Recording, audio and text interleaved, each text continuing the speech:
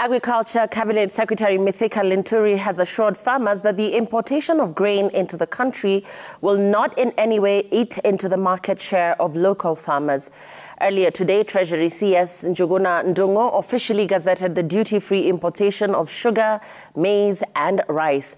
Linturi said the move was necessitated by the need to avert the looming sugar and food crisis due to the failed rains. This despite assertions by a section of farmers from Rift Valley and Mwea that they have unsold stock of maize and rice. Earlier Friday, Treasury Cabinet Secretary Njuguna Ndung'u officially gazetted the duty-free importation of sugar, maize and rice.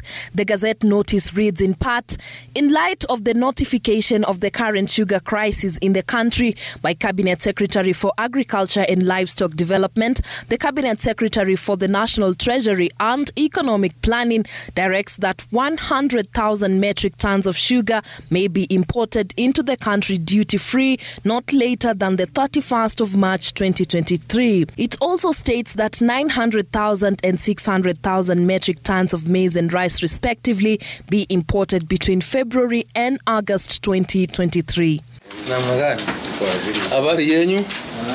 Very good.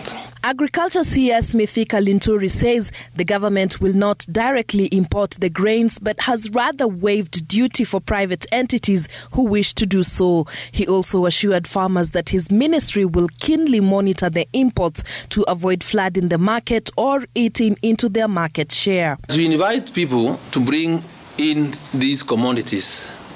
My ministry will be very keen.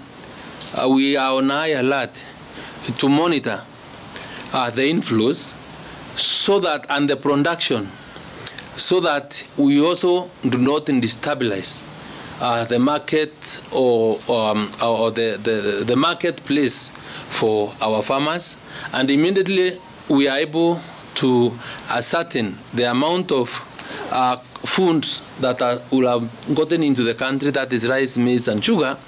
I will not hesitate from stopping the importation.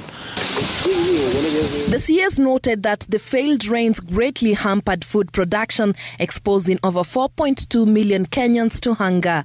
Linturi says Kenya produced only 34 million bags of maize this year against a desired production of 52 million bags, adding that the available maize can only sustain the country to February 2023.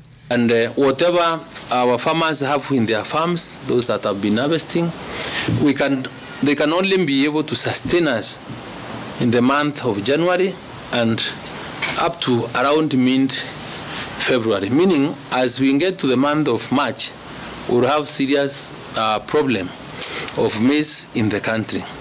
And now it is out of this reason that we decided to allow members again of the public, business people, or any miller who is able to bring in maize within the country, so that we are able to take care of the deficit.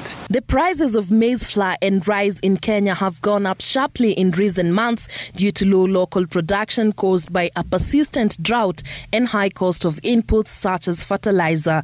The government says close to 5 million Kenyans will be in need of food aid by February next year. Maize farmers in Western Kenya and the Rift Valley region and rice farmers in Mwea have expressed opposition to the import of maize and rice, saying they have stocks that are yet to be bought. Kenya is facing a biting food shortage that has raised the cost of living to a 5-year high. Mary Mwoki, Citizen